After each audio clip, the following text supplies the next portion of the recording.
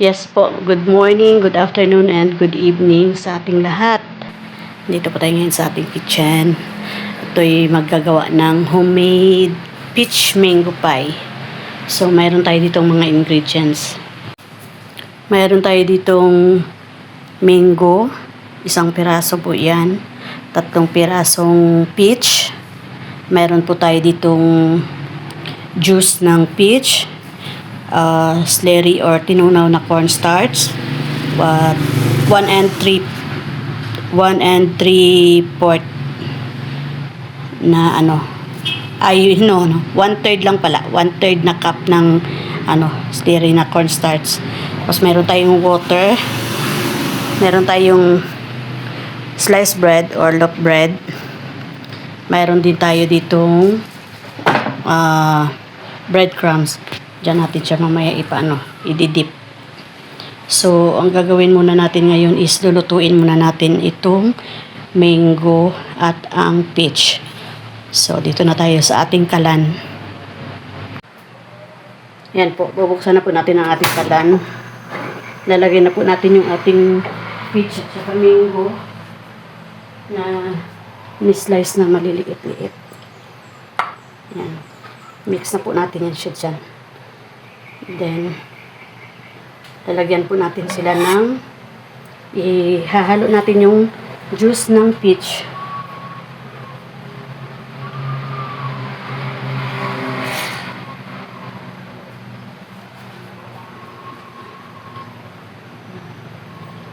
Ngunit na po siya lagyan ng asukal kasi matamis na rin po siya. Kaya,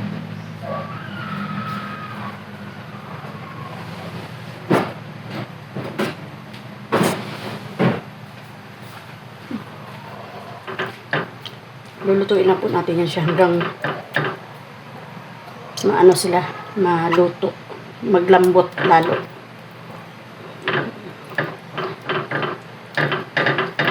Ang peach po na binili ko is yung sa can lang po. Wala naman kasi tayo ditong fresh na peach na mabibili sa palengke.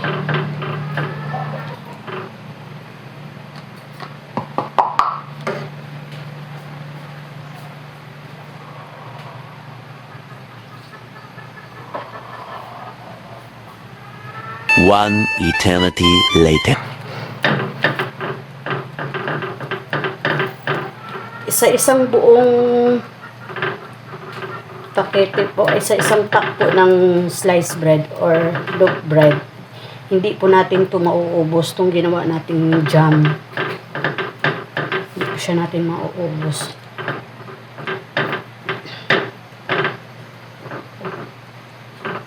Pwede po siya natin gawing palaman po sa bread natin. O sa pandesal. Yan. Pwede po siya natin magamit. Basta ilagay lang po ninyo sa ref.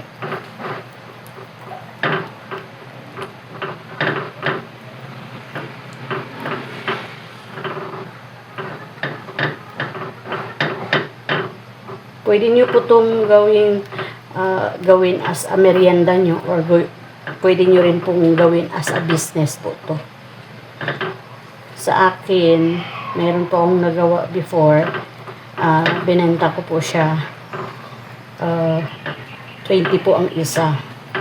Pero ngayon, magpapak po ako ng 5 sa isang balot. Pwede ko siya ibenta ng 120. 5 piraso. Para hindi tayo lugi. Kasi mahal po ang mangga ngayon. Kahit 1 piraso lang po or 2 piraso lang mabibili is mahal na. Tapos, yung yung peach mo pa. Wala kang mabibiling sariwang peach. So, in can pa ang bibilhin mo.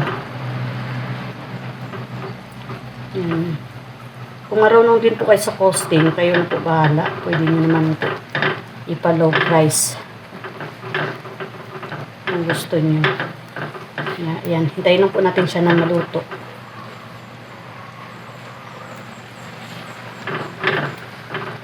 Natin mga durog-durog konti yung ating peach mango. Pwede po siya natin gawan ng gamitan ng tinidor para matulungan natin mabilis madurog. Pero hindi naman yun as in durog-durog. Yung tamang may ano lang din para at least pagkagat ng customer nyo, mayroon pa rin silang madadama na mango at saka peach. Yan. Yan po.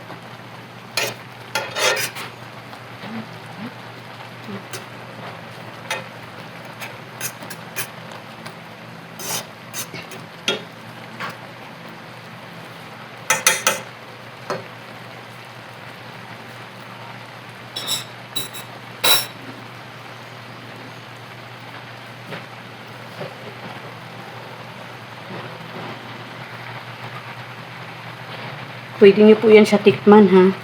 Kung medyo maasim-asim yung mangga nyo, lagyan nyo siya ng isang kutsarang puno na asukal.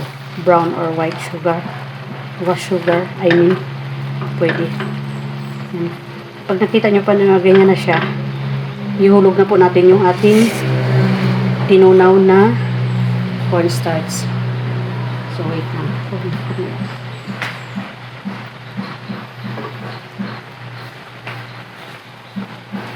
Tulog ko siya natin dahan-dahan.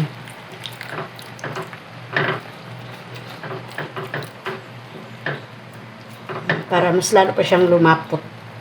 Yan pong purpose ng cornstarch.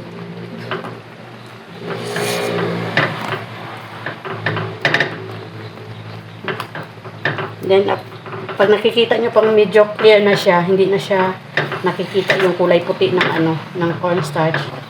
Ibig sabihin po niyan is pwede na po siya ninyong i-off ang fire, ang apoy. Yan, pwede nyo na po siya. Medyo siguro 2 minutes. Yan, pwede na natin yan i-off.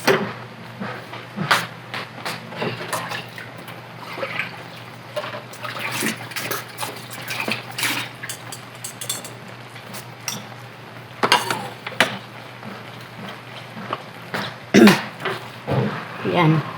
Ganito na po yung labas niya. Yan. Malapot na po siya. So, okay na po to. Pwede na natin i-off. So, ito na po yung ating nagawa. Medyo mainit pa siya. Papalamigin po natin siya ng konti.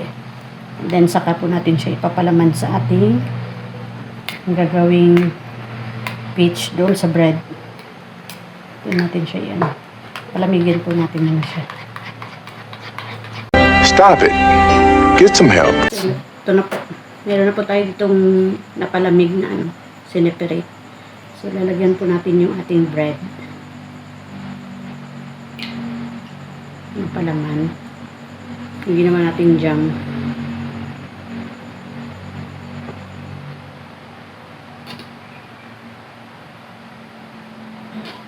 Then, nalagyan po natin ng babasahin po natin ang ating tinidor ng water.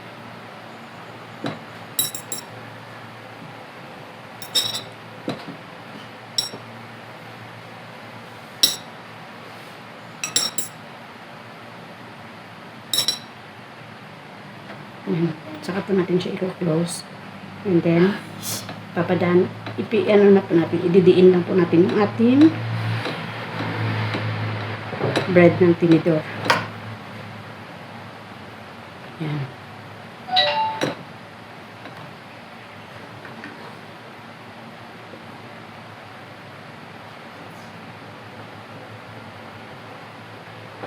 Yan.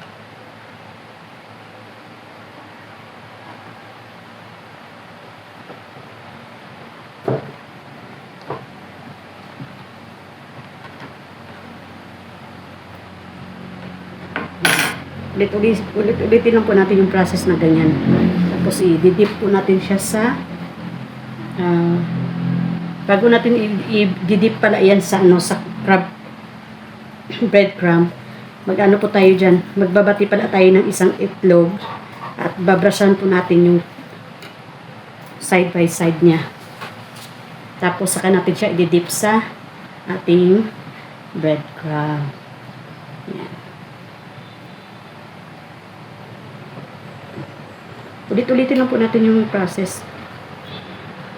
Medyo wag po natin pagkadamihan kasi naano pala siya na nalabas yung laman na nilalagay natin. So,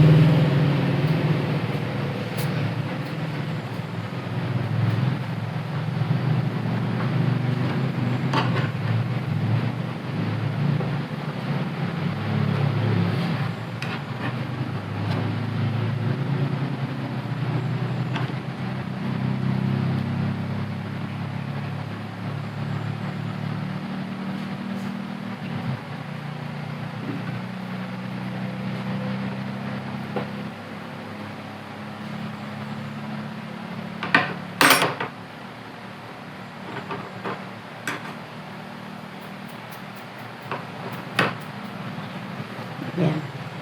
Babalikan ko po kayo ha. Mayroon na po tayong binating itlog dito. Ito po. Ibabrush na lang po natin siya sa ating nagawang pie.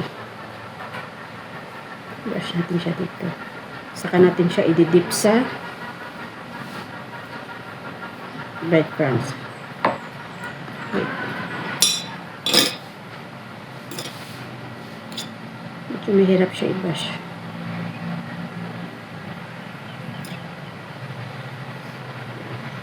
Gamitan ko na lang ng tinidor kaya mahirap siya i-brush. Masasama yung ano ng bread. 2-week-old unrefrigerated pie. Dumb ways to die.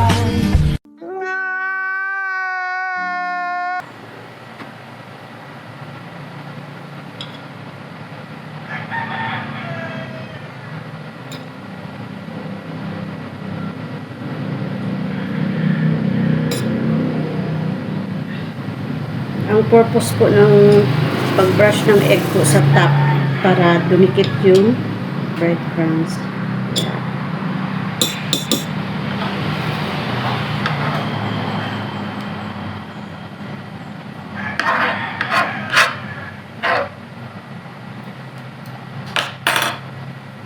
Ito i-ano na po natin siya sa breadcrumbs.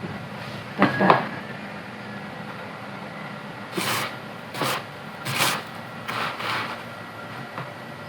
Medyo konti press ko natin siya para mapit.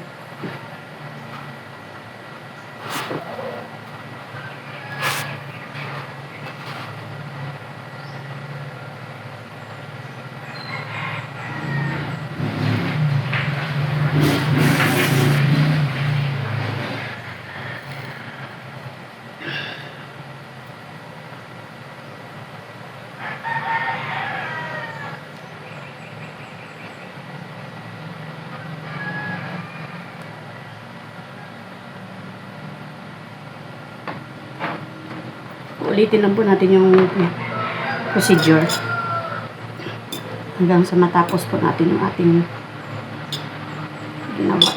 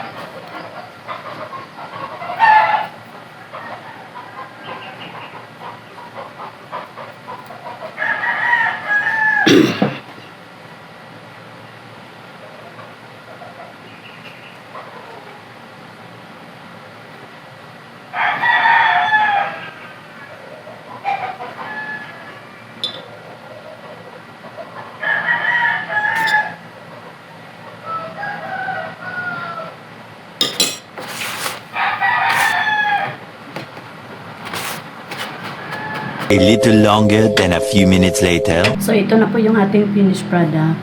Ito na po siya. So, after nito, ilagay nyo na lang siya sa freezer para magtigas siya. And then, yun na po ang ating homemade peach mango pie. Thanks everyone. God bless.